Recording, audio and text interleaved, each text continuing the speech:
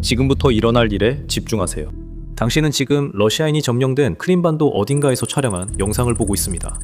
평범한 하루, 평범한 도로. 앞서가는 트럭이 있습니다. 하지만 위를 보세요.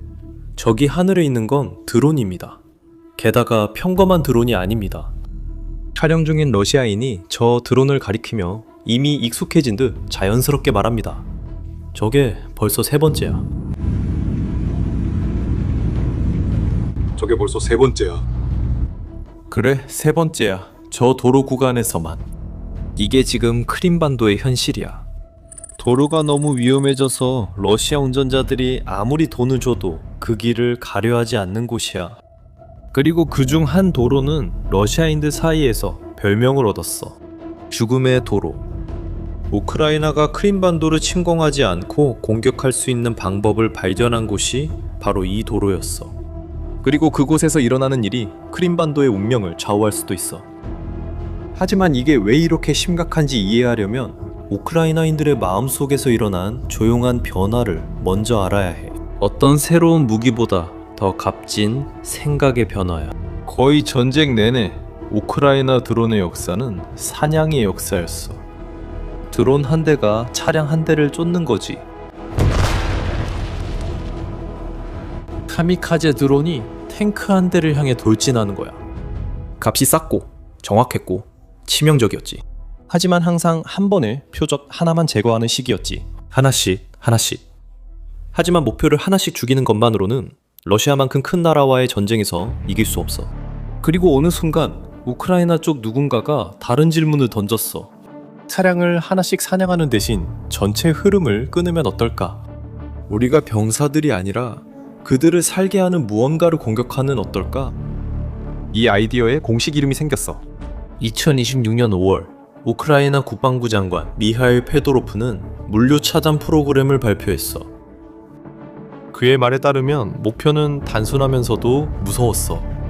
적이 더 이상 전선에서 멀리 떨어져 있어도 안전하다고 느끼지 못하게 만드는 것이었지. 그리고 그건 말뿐만이 아니었어. 정부는 약 1억 1,300만 달러를 드론 부대에 직접 투입했지. 이 부대들은 이미 러시아의 물류를 타격할 수 있다는 걸 증명했거든. 변화를 봐. 이제 목표는 참호 속의 병사가 아니야. 이제 목표는 연료, 식량, 탄약, 그 병사에게 도달하기 전에 도로를 통해 이동해야 하는 모든 것이 되었어. 그리고 새로운 단계는 거의 아무도 예상하지 못했던 아주 단순한 도구를 가져왔어. 왜냐하면 우크라이나는 드론을 가져다가 거의 아무도 예상하지 못했던 일을 하기 시작했거든. 지뢰를 투하하는 거야. 폭발로 공격하는 것도 아니고 목표물에 돌진하는 것도 아니야. 그냥 도로까지 날아가서 때로는 100km, 150km씩 전선 뒤쪽까지 가서 아스팔트 위에 지뢰를 뿌리는 거지. 이 드론들 중 일부는 살포 장치를 탑재하고 있어. 이건 작은 지뢰들로 가득 찬 일종의 컨테이너야. 한 번에 수십 개의 지뢰를 뿌릴 수 있지. 한 번에 48개의 지뢰를 살포할 수 있는 버전도 있다는 보고가 있어. 또 밤에 비행하는 대형 드론에 장착된 다른 종류도 있지. 그리고 적진 후방에 먼 목표를 타격하는 데 선호되는 차량은 FP2라는 우크라이나 드론이야.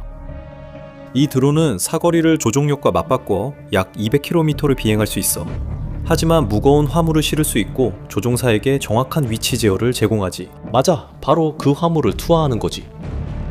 우크라이나 지휘반은 그들이 가진 정보 수준을 소름 끼치는 한마디로 요약했어. 우리는 정확한 시간과 경로까지 알고 있습니다.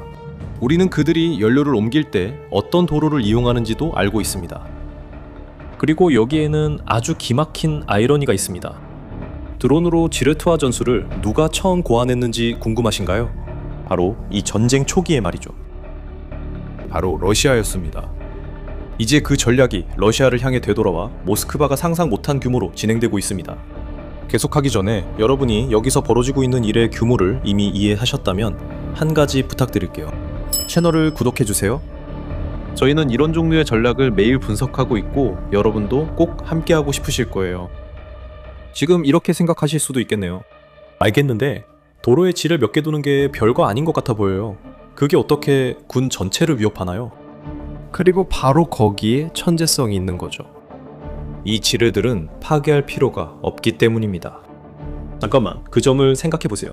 지뢰는 트럭을 폭파시킬 필요 없이 그냥 멈추게 하고 움직이지 못하게 하면 됩니다.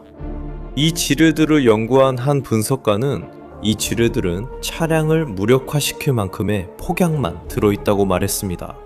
그리고 무력화시키다 라는 단어가 바로 핵심입니다. 왜냐하면 보급로의 트럭 한 대만 멈춰도 어떤 일이 벌어지는지 생각해 보세요. 그 트럭이 도로를 막아버립니다. 그 트럭 때문에 뒷 차량들이 모두 멈춰야 해요. 그 트럭이 교통체증을 만듭니다. 노출된 고속도로 구간에 꼼짝 못하고 몰려있는 차량들의 무리죠.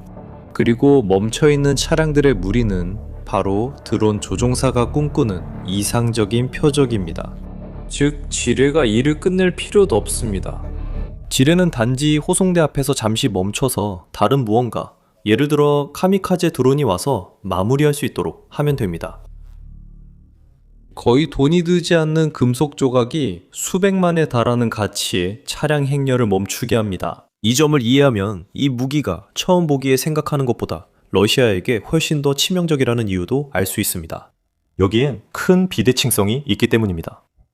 카미카제 드론은 한 번 차량을 공격하면 그걸로 끝입니다. 하지만 도로에 뿌려진 소수의 지뢰는 그 길을 지나는 모든 차량을 위협합니다. 한 번이 아니라 계속해서요. 누군가가 목숨을 걸고 도로를 정리할 때까지요. 드론 한 번의 비행만으로도 고속도로 전체가 무기한 폐쇄될 수 있습니다. 러시아인들 자신도 이 사실을 깨닫고 그 일로 인해 패닉에 빠졌습니다. 꽤 유명한 러시아 군사 블로거가 도로에 소형 지뢰를 규칙적으로 뿌리면 교통이 완전히 마비될 수 있다고 경고했습니다. 왜냐하면 교통이 계속해서 반복적으로 중단되어 지뢰를 점검하고 제거해야 하기 때문입니다. 또 다른 러시아 블로거는 거의 한 달 동안이나 물류가 방해를 받아서 후방뿐만 아니라 최전선까지도 물자 전달에 차질이 생겼다고 불평했습니다. 그리고 한 가지를 주목하세요. 두려움은 지뢰보다 더 빠르게 퍼집니다. 모든 도로에 지뢰를 설치할 필요는 없어요. 몇몇 도로에만 자주 지뢰를 설치하면 모든 이동이 죽음과의 도박이 됩니다. 운전자는 어느 도로에 지뢰가 있고 없는지 알지 못합니다. 그래서 모든 도로가 의심스러워집니다. 하지만 이런 것들은 증거 없이는 큰 의미가 없습니다. 이론상으로는 다 멋져 보이지만 정말로 실제 군대를 마비시킬 수 있을까요? 그 증거는 특정 장소에 있습니다. 이 모든 이야기에서 가장 확실한 증거입니다. 처음 나온 죽음의 고속도로 기억나세요? 이게 바로 R280, 즉 죽음의 고속도로가 얻은 별명입니다. 이 도로는 러시아인들이 노보로시아 루트, 즉 신러시아라고 부르죠. 이 도로는 러시아 남부와 점령된 마리우폴, 멜리토폴, 그리고 마지막에는 크림반도를 연결합니다. 모스크바에게 이 도로는 매우 중요합니다. 왜냐하면 이 도로가 케르치 다리를 대신할 수 있는 주요 육상 대안이기 때문입니다. 우크라이나가 이미 여러 번 공격할 수 있다는 것을 보여준 바로 그 다리입니다. 이 도로에 무슨 일이 있었는지 아세요? 2026년 6월 우크라이나 드론 부대의 사령관인 로베르트 브로브디가 한 숫자를 공개했습니다. 그 도로의 군사 교통량이 71%나 감소했습니다. 불과 2주 만에 71%입니다. 남부 전체의 보급을 담당하는 주요 도로가 사실상 텅 비었습니다. 군대가 길을 막아서가 아니라 드론과 지뢰 때문에 이동이 자살행위가 되었기 때문입니다. 여러분이 영상 초반에 봤던 것과 같은 드론들입니다. 그리고 그 영향은 도로에서 현실 생활로 번졌습니다. 크림반도에 휘발유가 부족하기 시작했습니다. 점령 당국은 배급제를 도입했습니다. 차량 한 대당 20리터, 그리고 쿠폰이 있어야만 받을 수 있습니다. 세바스토폴, 즉 러시아 흑해 함대의 역사적인 기지에서는 블록을 한 바퀴 돌 만큼 긴 줄이 생겼습니다. 주민들은 인터넷에서 정상 가격의 두세 배의 휘발유를 팔기 시작했습니다. 그리고 모든 것을 드러내는 한 가지 디테일이 있습니다. 처음에 크렘린은 주민들을 근거 없는 공황 심리를 탓하려 했습니다. 하지만 얼마 지나지 않아 러시아 에너지부 자체가 진실을 인정해야 했습니다. 우크라이나 드론 공격이 원인이었습니다. 적이 피해 규모를 인정하는 경우가 얼마나 될까요? 그 피해가 진짜라는 걸 알 수 있죠. 그리고 여기서 당연한 질문이 나오죠. 러시아는 보복하지 않나요? 그렇게 큰 군대가 지뢰랑 드론 몇 대도 처리 못하나요? Dronezinhos? 사실 러시아는 시도했어요. 그리고 시도할 때마다 결과가 점점 더 나빠졌어요. 첫 번째 시도는 거의 코미디 같았어요. 러시아인들은 트럭의 검은색과 흰색 줄무늬를 미친 듯한 기하학적 패턴으로 칠하기 시작했어요. 군사 역사에 익숙한 사람은 바로 압니다. 이건 대질 위장으로 알려진 위장법이에요. 제1차 세계대전 때 해군이 배에 사용해서 조준하는 사람의 눈을 혼란스럽게 만들던 바로 그 방식이죠. 하지만 문제가 하나 있어요. 그건 잔망경으로 들여다보는 인간의 눈에만 효과가 있었어요. 현대 우크라이나 드론들은 일반 카메라와 열화상 카메라를 함께 사용해요. 그리고 열화상 카메라는 페인트가 아니라 열을 감지하죠. 열화상 카메라가 장착된 드론에게는 뜨거운 트럭 엔진이 똑같이 보입니다. 차량이 어떻게 칠해져 있든 상관없어요. 줄무늬는 그냥 사라집니다. 그리고 사람이 드론을 조종할 때는 눈에 띄는 줄무늬가 오히려 트럭을 더 쉽게 찾게 만들 뿐이지 더 어렵게 만들지 않습니다. 러시아는 100년 전에 속임수를 부활시켰지만 대부분의 경우 눈처럼 보지 못하는 위협에 맞서고 있습니다. 그리고 그들은 도색에서 멈추지 않았습니다. 심지어 어떤 사람들은 연료 트럭 위에 나무 통나무를 얹어서 눈에 띄지 않기를 바라며 위장하기도 했습니다. 두 번째 시도는 훨씬 더 진지했고 그래서 훨씬 더 비쌌습니다. 러시아는 호송대를 보호하기 위해 방공 시스템을 도로 근처로 이동시켰습니다. 그리고 그건 꽤나 말이 됩니다. 적어도 이론상으로는 그렇죠. 하지만 그렇게 하면서 러시아는 가장 비싸고 소중한 장비들을 배치하게 된 겁니다. 수천만 달러에 달하는 시스템들이 바로 그들이 막으려던 드론들의 표적이 된 거죠. 실제로 그런 일이 벌어지고 있습니다. 우크라이나는 값싼 드론으로 방공 시스템을 파괴하고 있습니다. 특히 크림반도 지역에서도 그렇습니다. 즉, 트럭을 보호하기 위해 러시아는 가장 소중한 자산을 노출시키고 있는 셈입니다. 그리고 세 번째 방법, 아마도 진짜로 효과가 있을 유일한 방법은 지리적인 문제에 부딪힙니다. 러시아는 도로 위를 드론 방지 그물로 덮을 수도 있습니다. 이미 전선 근처에 등장한 그 망으로 된 터널들 말이죠. 드론에는 이런 그물이 어느 정도 효과적입니다. 하지만 몇백 미터의 도로를 덮는 것과 수백 킬로미터의 고속도로를 덮는 것은 완전히 다른 이야기입니다. 이건 거의 불가능하죠.